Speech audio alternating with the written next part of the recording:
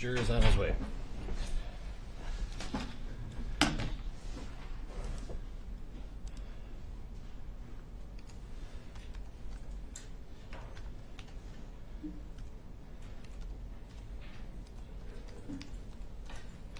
All right, come on, have a seat.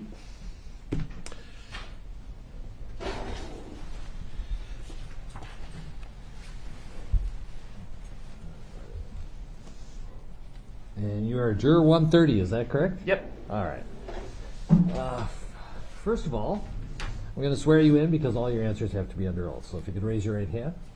Do you swear or affirm under penalty of perjury that you will truthfully answer all questions about your qualifications to serve as a juror?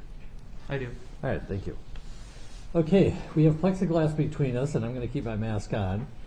Plexiglass in front of you, plexiglass in front of the lectern where the lawyers are going to be asking you questions, which is a distance away. My conclusion of all that is, if you want to remove your mask for comfort or to be able to be heard more clearly, feel free to do so. Okay. If you want to leave it on, also fine. I'll pretty much leave it to you. Okay. In either case, mask or no mask, need you kind of near the microphone so that we can hear everything you say. All right. And so far it seems to be just fine.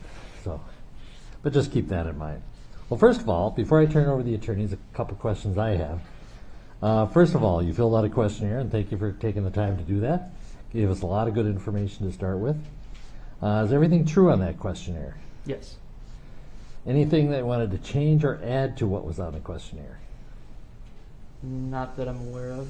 Okay. It usually comes up when the lawyers are asking you questions from the questionnaire, and they will usually read the question and also read your answer, not to be confrontational, but just to refresh your memory about what your answer was. Okay. And if there is something additional or different, feel free to volunteer that. All right. The bottom line is I want you to feel comfortable giving an answer that is different from what's in the questionnaire. Because we understand with the passage of time you might have thought of other things you should have included, or that something was not accurate, or maybe even your opinions have evolved. So it's all right to be different than what's in the question. Okay. All right. Also, you're not supposed to read any articles or any media, pay any attention to the news about this case or any related cases. But we understand with the passage of a few months, inadvertently you might be exposed to something. Either, a quick blurb on the TV news, or a headline, or maybe even talking to a friend who tells you something. And since we told you don't tell anybody you're a potential juror, you can't exactly stop them. Yeah. So, anything like that that you've been inadvertently exposed to about this case, related cases, anything? The only thing I heard was about, I had some coworkers talking about the settlement with the city. Okay. I tried to avoid the conversation. I didn't speak to them about it, but I heard some details about it. Not sure everything that happened, but I did hear some banter about that. That's about Okay. Did you hear any amounts or anything like that? No. Okay. Did you hear their opinions about the amounts? I don't think so. I think they were Okay. just kind of talking about it in general. So as far as the substance of what you may have learned about this case or the related civil case, basically that there was a settlement, nothing more than that, or was there a little more detail than that? I just heard that the city had come to a settlement with the family of George Floyd. That's about all I heard. All right. And how do you think that's going to affect you as being a juror in this case?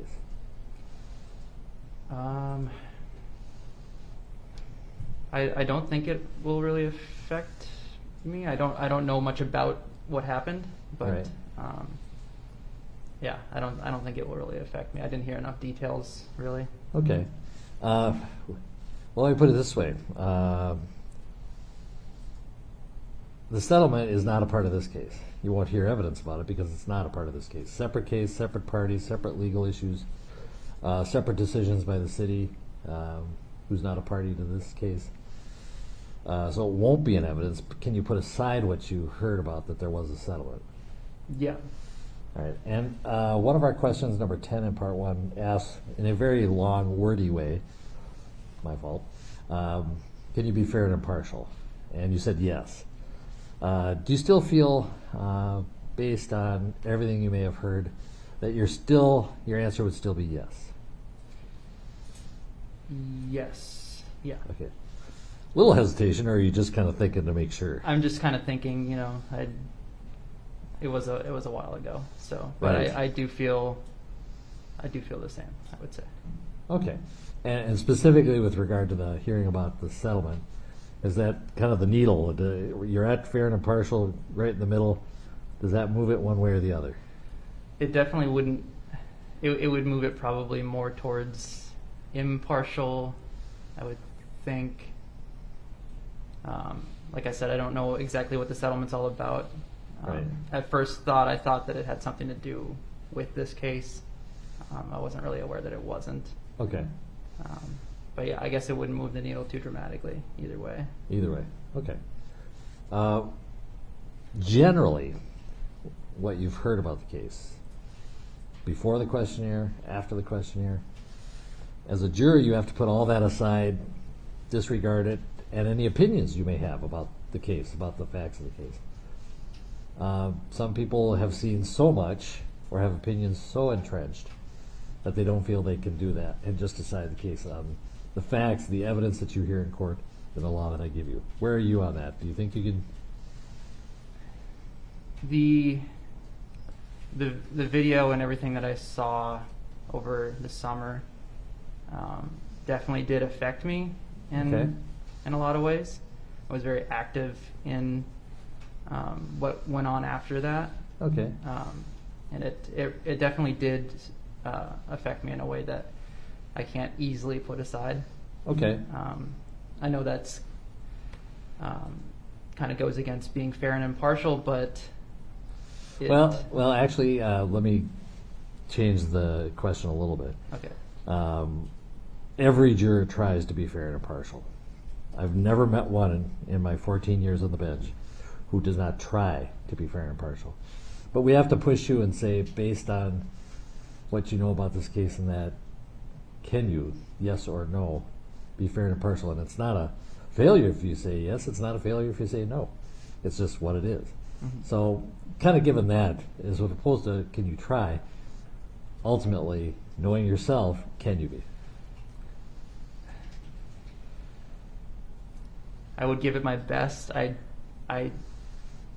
would be probably leaning more towards lying if I said that I could for sure be fair and impartial. Okay. Like I said, everything that I saw over the summer, it really did affect me, and I'm not 100% sure on that. I could try, I guess is what I'm saying, but I honestly could not give you a definitive answer if I really could be. All right. All right.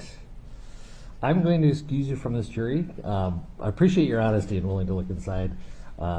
It's not a failure. The only failure would be if you didn't tell me the truth, and you obviously have told me the truth. So Okay. I'm going to release you from service on this jury. In fact, you're released from all jury service.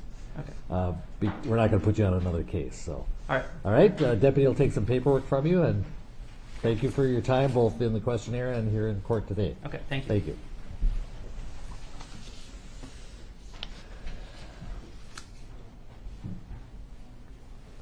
Okay, juror 131. 130 is for cause of the state's motion, or on the court's motion. 131.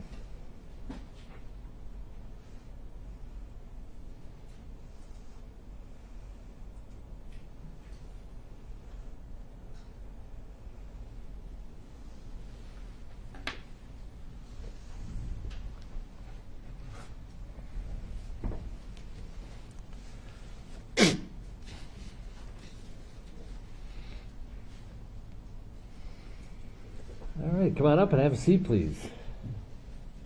Good morning. Good morning. You are juror 131, correct? Yes. All right. A couple things before I turn you over to the attorneys. First of all, I'm going to swear you in because all your answers have to be under oath. So if you could raise your right hand.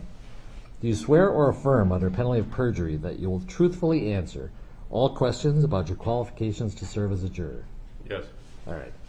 A couple things as far as the layout here. We have plexiglass between us and plexiglass in front of us, plexiglass in front of the lawyer's lectern where they'll be asking you questions. Plus, they're a bit of a distance away.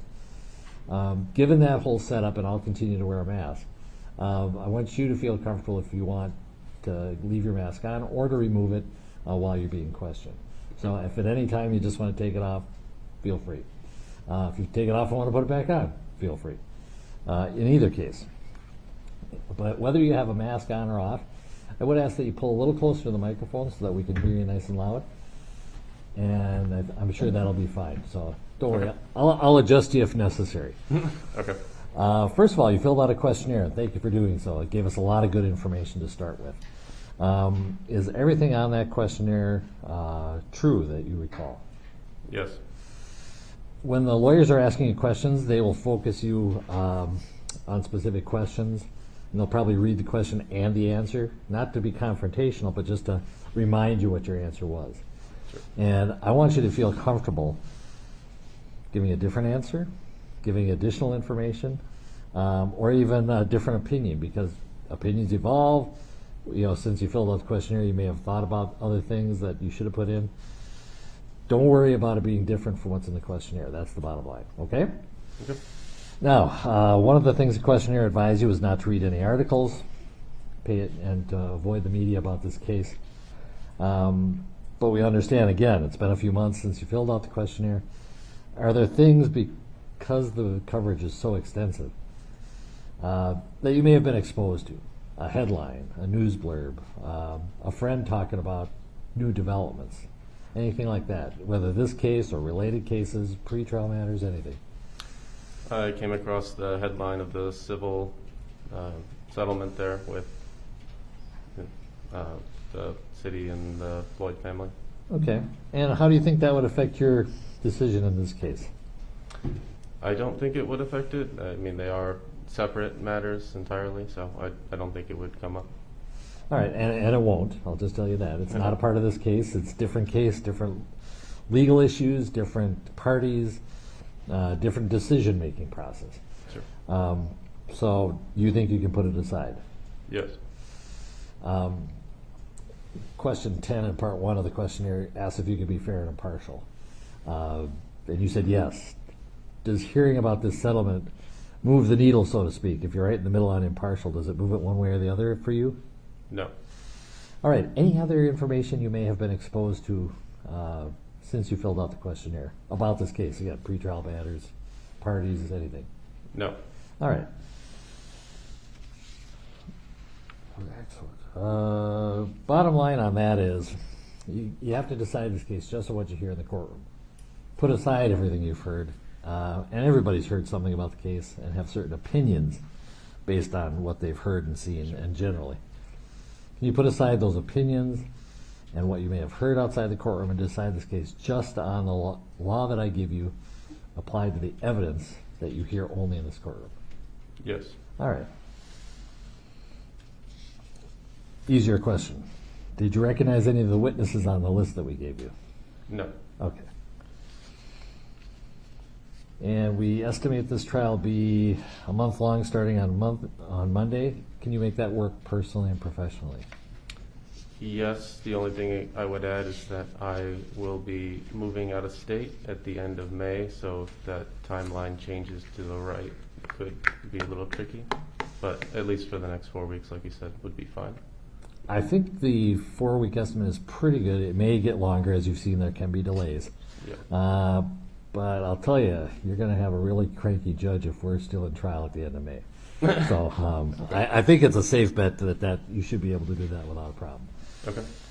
Even our giving some leeway to both sides presenting their cases, I think we'll be fine if it's the end of May. Okay. Other than that, anything that you thought you should bring up before I turn you over to the lawyers? No, that was the only matter. Okay. Then as to juror number 131, Mr. Nelson, you may inquire.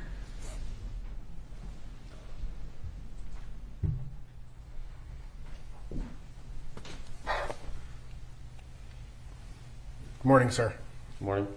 Thank you for being here. Thank you for your patience this morning, and thank you for taking the time to fill out your questionnaire. I have a few questions just kind of generally to get to know you a little better, and then I'm going to ask you some follow-up questions on your responses to the questionnaire. Okay. So let's start kind of basic. You and I meet for the first time, and some other circumstance, a party, a social event, whatever it may be, and we have our first conversation, what are a few things I'm going to learn about you during that conversation? You would learn I'm married. I have a young puppy at home. Competitive person, so I follow a lot of different sports, play sports myself. So this past weekend was obviously pretty exciting with the bracket. My teams didn't do well, but it was exciting watching. So I think you would learn those things for sure. Okay. And I understand you're like an accountant by trade? Correct. Okay. Again, we're not trying to name where you work, but pretty busy time of year for you? Not really. Things have slowed down since all the filings from like 12/31. Okay. Good. And I think there was an extension on taxes or for personal filing too? Outside my area of expertise. Okay. Good. So you'd obviously heard about this case before you received your jury summons, right? Correct. And at some point you learned that you were a potential juror in this particular case. What was your initial reaction to that? A bit of shock, I would say. Why shock? Just given the size of Hennepin County, I didn't really think that I would be selected. The probability was fairly low. Okay. The numbers analysis, right? Yep. Did you have concerns for your personal safety, your private, family life, anything of that nature, COVID? No. Okay. When you got to the government center this morning and saw kind of its current condition in terms of, military and fencing and things of that nature, how did that make you feel? It's a bit intimidating, to be honest, but it was fine. Everyone's been really friendly that I've come across. Okay. Why do you use the word intimidating? Well, you have multiple barriers there. There were quite a few armed officers and what appeared to be National Guard there at the entrance, so it's quite a bit of show of force. Okay. Does that have an impact on how you would view this case one way or another? No. Okay. When you learned that we were trying to protect people's anonymity, how did that make you feel? Good. Okay. So, At some point when the judge determines it's safe to do so, your name, if you were a juror on this case, would be released publicly. How do you feel about that? I understand it's part of the process. I don't like it as much, but I understand it's part of the process. Okay. Again, anything about that, dislike that would impact your ability to be fair and impartial in this case? No. All right. Can you think of a situation, whether it be in your personal or private life or your professional or private life, where you have been called upon to resolve a conflict between two people or a dispute? Yeah, a couple times probably at work. Okay. And when you are kind of called upon in that role to do that or to perform that role, what tools, what's your approach to that? Well, I'd say my approach would be to make sure I'm understanding what the conflict is first and foremost. So asking any sort of probing or clarifying questions to make sure I understand kind of what the root is of the conflict, and then make sure I hear kind of both sides and determine what are the facts from both sides, and then based on my experience and maybe whatever else I can research and opinions I can help advise and come to a resolution there or Okay. compromise, whatever the case may be. Okay. Obviously, you understand that this involves, kind of large-scale conflict between the state of Minnesota and Mr. Chauvin, but also within the jury room there may be disputes that arise. Would you employ that same process in the jury room? Yes. Okay. Do you think it changes the analysis if you are on one side of a dispute or not? Can you repeat the question? Sure. Well, I'll rephrase it. How's that? Okay. Rather than being called upon to resolve the dispute, you're a party to the dispute. How do you're disagreeing with someone else. Yep. How do you try to resolve that? Well, I would think I would try to approach it rationally and state the facts and try to stick to it there and then kind of see where that goes and leads to see what dialogue that brings up. Would you be willing to re-examine your own perspective? Yes. At the same time, if you felt it was such a critical issue, would you agree for the purposes of agreement, or would you stand your ground? Stand my ground. Okay. How do you approach the analysis of determining whether someone is telling you the truth or not?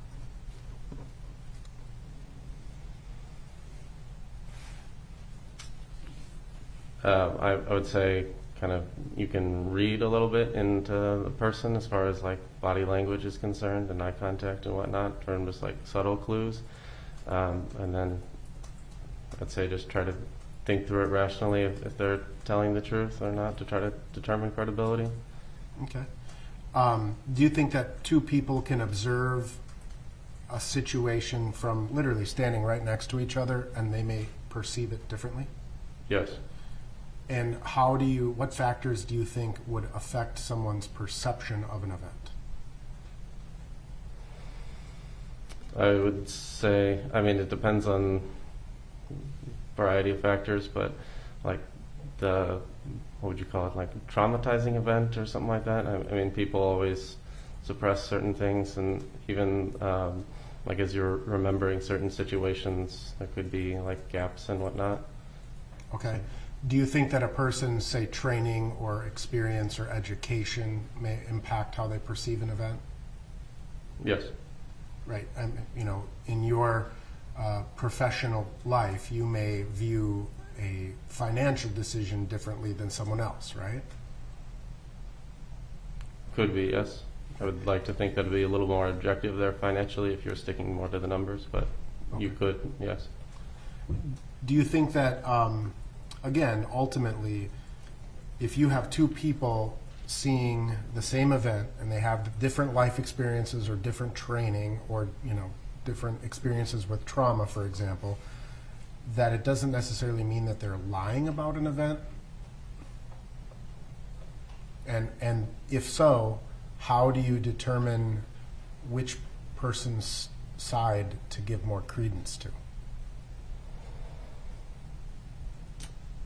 Yes, I would say that could happen. I wouldn't say that they would be lying, but maybe there's, missing pieces or things that they don't remember or didn't see, like you said.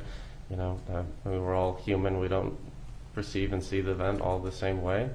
And so I would tend to try to determine kind of what's the truth, is just think through it rationally and try to like piece it together myself to determine what really happened. Okay. Can you think of a situation in your life where you were 100% certain of something, only later to learn you were wrong? More of like a less serious example, but I mean, last week playing tennis, you think the score is one thing, and then your partner or others on the court tell you it's something else. And so just talk through, what were the sequence of events beforehand to lead you to the score line and come to the right answer there. Okay. I mean, so when I know that that's a less significant kind of a example, but Sure. I think it's a good example. When something like that happens, I mean, do you readily admit that you're wrong, or do you continue to fight your position? Just talk through it, I would say, and just try to determine, like in that example, we just talked through it and talked through the sequence of events, and then realized that I was wrong in that case, and changed my opinion, and in this case moved over to the other side of the court. All right. Now, your job as a juror is to listen to all of the evidence, to only the evidence that's presented in court, and at the end of the case, the judge will give you rules of law that would apply. You may read those rules of law, and you may think to yourself, this can't possibly be right, this can't possibly be the law, or I think we need to change this law. Can you apply the law as the judge gives it to you, even if you disagree with it or think it should be changed? Yes. No hesitation. I mean, I'm assuming, in your professional life, you're used to kind of interpreting law Correct. as it applies to financial transactions. Correct. All right. Let me just follow up with a few questions on your questionnaire, sir. Again, thank you for taking the time to fill this out. It's helpful. Before I get into it, I want to just make sure there's a video that's referenced, I think, in your answers as well as in some of the questions. And I want to make sure, because several videos have become public. There was a bystander video that went viral and became a news story. There were some body cameras, and there were some store surveillance cameras that have all entered kind of the public dialogue. Which of those videos have you seen? Just the bystander one. I think it's only one angle. Okay. And I think you estimated that you just saw that one time. Mm-hmm. And Correct. by that, did you go and watch the entire video or did you see just one news clip about it? I've never seen the whole video. It's only been maybe 30 seconds or so. Okay. So maybe scrolling through social media, through Facebook, and you see a few seconds of it, or seeing it in the TV news or something like that? Yep. Okay. A couple of questions. The first question asks you to kind of just, again, recite what you recall. You remembered that a number of former officers held down George Floyd while Derek Chauvin in particular knelt on George Floyd's neck. Their restraint lasted for approximately 5 to 10 minutes. Kind of a general recitation of what you remember, correct? Correct. And ultimately, you also remembered that the initial autopsy said George Floyd did not die from suffocation, but a different autopsy came to a different conclusion. Again, the question being is, you may or may not hear evidence about different medical opinions. Again, based on your role as a juror, can you set aside everything that you may have heard beforehand and focus exclusively on the evidence as it's presented in court? Yes. You were asked about your impression of the defendant, Mr. Chauvin, and you indicated that you had a somewhat negative impression. You wrote, "While I do not have all the facts of the case, it seems like it would not have taken 4 officers to respond to a call regarding a counterfeit bill, and that the restraint of George Floyd for 5 to 10 minutes may have been unnecessary." So I guess the question is have you formed an opinion about the use of force in this case? As to whether it was unreasonable, reasonable, based on what you've seen? Well, what I put in there was accurate. I mean, I think the duration was a bit, like I said, unnecessary. Okay. Or 5 to 10 minutes, whatever the exact number is. So that it's another way of saying you formed an opinion that it was an unnecessary use of force, right? For that duration of time. Okay. Focusing specifically on the duration. Correct. All right. Now, if you were a juror in this case, you understand that police practices, police policies, that may be an issue in this case. Do you understand that? Yes. And you're not a police officer, right? No. Okay. Have you ever received any specific training about how particularly the Minneapolis Police Department trains their police officers? No. Would you be able to set aside your opinion as to the duration of the restraint, listen to the evidence as it's presented in court, and formulate a verdict based on the evidence? Yes. You were asked about your opinion of Mr. Floyd, and you wrote that you had a neutral impression, and you wrote, "I do not know a lot about him apart from what was written on the previous page, that he was a middle-aged African-American with kids living in the Twin Cities." So you have no impression or have formed no opinion as to Mr. Floyd. Correct. Good. You were asked about whether you've ever talked about Mr. Floyd's death with your family, friends, or coworkers, or discussed it online, for example, on social media, and you checked the box yes. So I'm going to parse this out a little bit. Have you ever shared or expressed an opinion online through social media? No. But you wrote, "At work, we discussed what we can do both personally and as an organization to help end racism. and I voiced a desire to educate myself on the subject, starting with reading a book. I have not expressed any opinions on George Floyd's death on social media. Sorry, I guess I missed that there the first time. So obviously you recognize this started a dialogue amongst people, right? Yes. And again, your opinions, the opinions you may have formed, or your organization's kind of discussions, get set all of that aside. Can you do that? Yes. Will you do that? Yes. All right.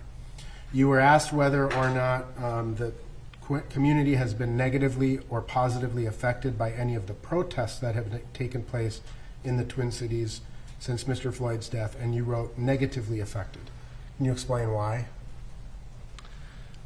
Well, like we just talked about, the dialogue at the beginning to start talking about racism and other topics, I think is great. And then when the dialogue started shifting towards kind of the looting aspect of various targets and burning of the precincts and whatnot, I think kind of the message gets lost, and so I would say kind of shifted more towards negatively impacting the community and small business owners and whatnot.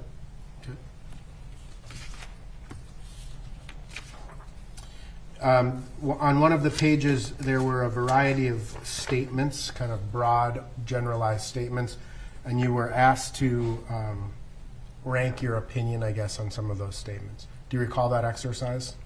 Yes. And I know you may not remember every single thing that was asked or what you circled, so I just want to talk about a couple of them with you.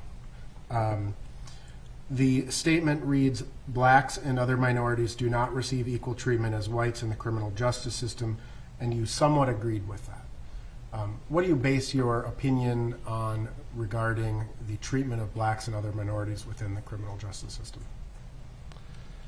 Statistically speaking, what I've read is that minorities are incarcerated more frequently and for longer sentences for similar crimes as their white peers.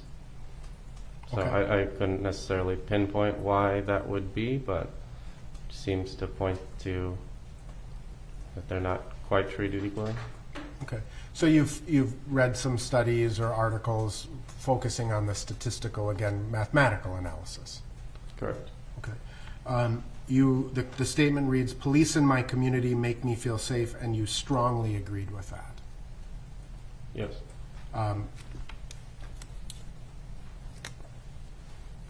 And you strongly disagreed with the notion of defunding, the Minneapolis Police Department. Yes. Do you have personal experiences that shape why you think that police are there to keep you safe? Not necessarily personal experiences, but I believe the police force is a necessary and integral part of our society. Okay. With respect to one statement, you asked, or you were asked this: Minneapolis police officers are more likely to respond with force when confronting black suspects than with dealing with white suspects, and you somewhat agreed with that. What did you base your opinion on there? Maybe not necessarily to Minneapolis. I haven't read as many cases, but I mean, you've kind of seen what happens in Atlanta and other places around the United States that seems to suggest that would be the case. Okay. So your response would not just be limited to the Minneapolis Police Department. Correct. And I guess following up on that is, you have a respect for law enforcement, and this case obviously involves the Minneapolis Police Department. Would you accept a police officer's testimony with greater credibility than a citizen's or bystander or an observer, simply by virtue of the fact that they are police officers? I think it would depend on the topic. So if we talked about earlier, like police training or something like that, where there would be more of a subject matter expert in that case, I would put more credibility to them. But just because they wear a badge, not necessarily. All right. So if a police officer and a citizen are observing the same event, right, taking it out of an area of expertise, would you automatically assign greater credibility to the police officer by virtue of the fact he's a police officer? No. You were asked a series of questions about your opinion on Black Lives Matter and Blue Lives Matter. You had a somewhat favorable impression of Black Lives Matter and a neutral opinion as to, or impression as to, Blue Lives Matter. You wrote, I support the black community's fight against racism and inequality, but have not always agreed with the tactics employed by the Black Lives Matter movement. Is there something in specific, like do you assign Black Lives Matter responsibility for the protests, or I should say the riots that occurred after Mr. Floyd's death? Maybe a certain degree. I know that the frustration, has spilled over into certain areas, so I can understand kind of how it boiled to that point, but yeah, to a certain extent. And wrote, with respect to Blue Lives Matter, you wrote, I support our police departments who provide a valuable and dangerous services to our community. However, I think the Blue Lives Matter movement has not done enough to enhance the conversation on equality and other issues such as gun control. Right. So I think again, you respect law enforcement, is that fair to say? Yes. But you don't assign them more believability or weight simply by virtue of the fact that they're police. Yes.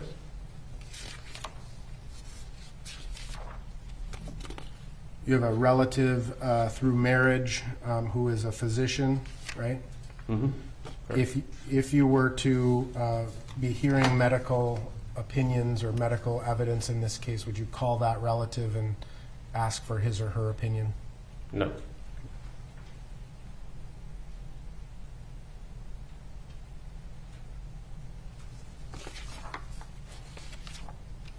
Lastly, you were asked, do you want to serve as a juror in this case? And you wrote, not sure. You wrote, I am willing to perform my civic duty as a juror in this case. If selected, I do not have a preference. So it's, Right. can you strike me as a fairly analytical person. Is that the same analysis or that same analytical kind of tendency that you would apply if you were a juror in this case? Yes. And again, focusing only on the evidence as it's presented in court. Yes. You can do that. Yes. And you would do that. Yes. May I have a moment, Your Honor?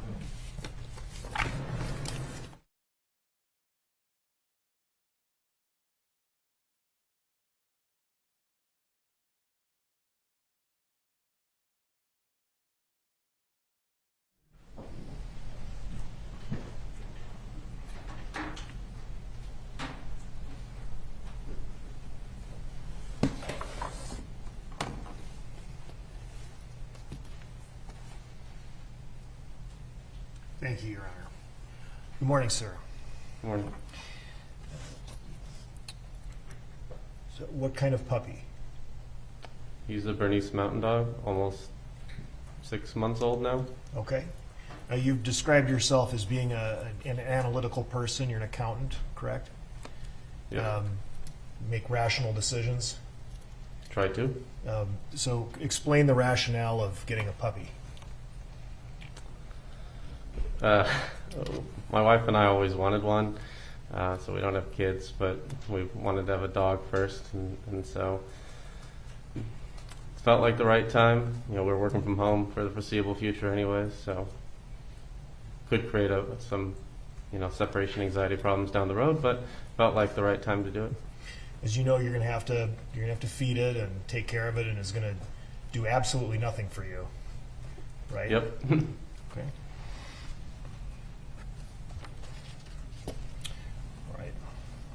You also mentioned that you're into sports and you're currently watching some basketball.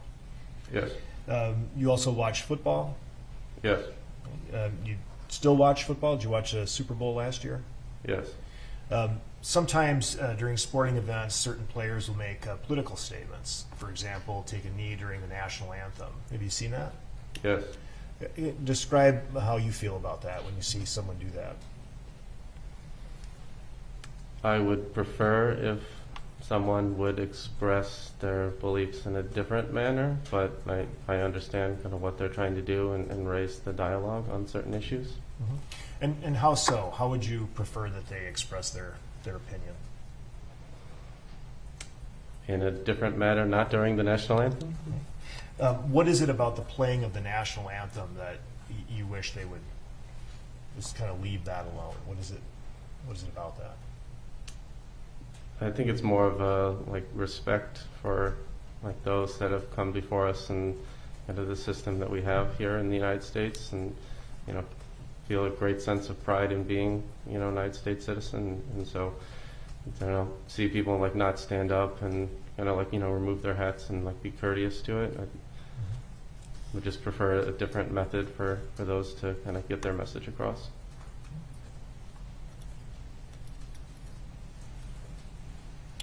You indicated that you read a book after a company-sponsored dialogue about racism. Is that right? What book was it that you read? I don't remember offhand, to be honest. Did you finish the book? Got most of the way through. Okay. Do you remember any general impressions or anything that you got out of reading this book? It's been a while. Nothing's jumping out at me at the moment.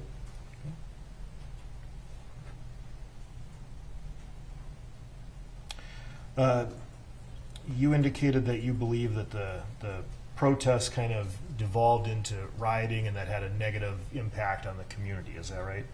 Yes. And you somewhat ascribe the organization Black Lives Matter to the rioting and looting. What was the question? You believe that Black Lives Matter is responsible for the rioting and looting? I don't know if I would necessarily describe it as responsible. Okay. How would you describe it? Like I said, kind of the frustration kind of boiled over to do more of the rioting. So I wouldn't say that the Black Lives Matter movement was responsible, but perhaps was a contributing factor. Mm-hmm. And just based on your own observations, would you be able to pick out any group more than any other group that could have been responsible for rioting and looting that took place? Are you asking for the specific groups I think would be responsible? Yes, or if you think any other groups aside from Black Lives Matter could be responsible. Well, I would say maybe an unpopular opinion, but the police force, I don't know if necessarily did also a great job at de-escalating some of the situations. And you use that term de-escalating. What do you mean by that? What do you think the police could have done better, I guess, in what followed the initial protests and then when there was rioting and looting? Not quite sure exactly what they could have done, but perhaps just something different would have been a more prudent approach.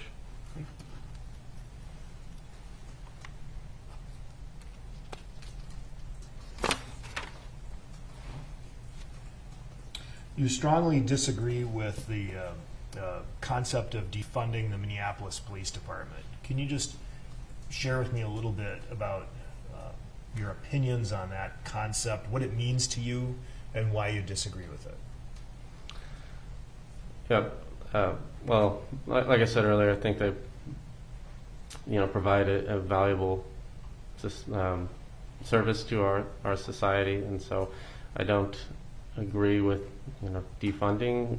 I think if we want to have a dialogue about perhaps shifting some of the different funds to different areas, I think that would be a good conversation to have. But as far as actually cutting funding for certain programs within the police department, I don't agree with that. So would it be fair to say that you believe that where other programs maybe should receive additional funding, you would not support cutting funding from the police because you believe that they're essential? Yeah.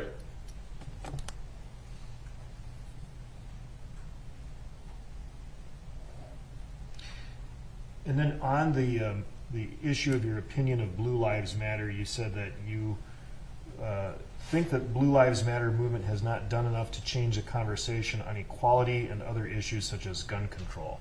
Can you explain what you would like to have seen Blue Lives Matter do about conversations of equality or gun control? Well, I think you often see that there are like two different spectrums. You have like the Blue Lives Matter clashing against kind of the Black Lives Matter. And so I think that, you know, both sides, instead of being more confrontational, I guess you could say, would have more like open dialogue about what they could really do to bridge some of the like frustration and things that are happening in our society. Take more of a practical approach as opposed to an advocacy approach. Would that be fair? Yep.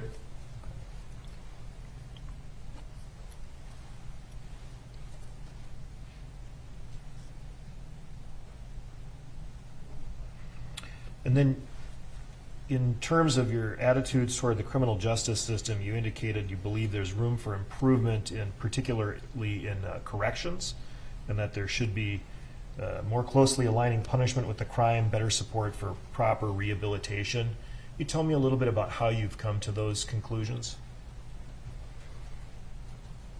Yeah, and this is more kind of what I've read from statistics, is that, you know, once some folks are incarcerated, I don't remember the number, but it's higher than, you know, others, that they will return to prison. And so I think there's some sort of gap there in the rehabilitation then to our society. And so I don't necessarily know what the right answer is to improve that, but that would be kind of an area where I think there could be improvement. One moment, Your Honor.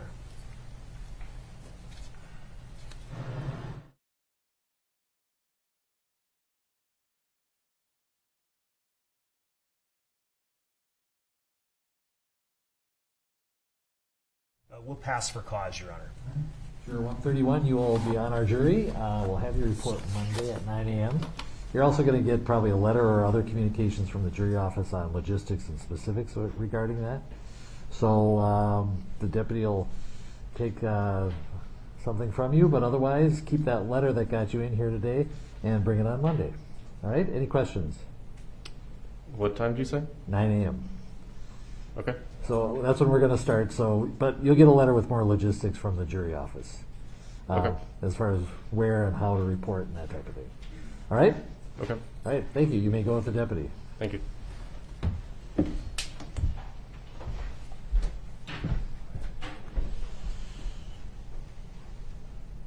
All right. We have 15. Obviously, just to reiterate, 14 will be seated. That's all we have room for. We could seat 15 if we had room, but 15th juror, as the last chosen, will be excused on Monday of the other 14.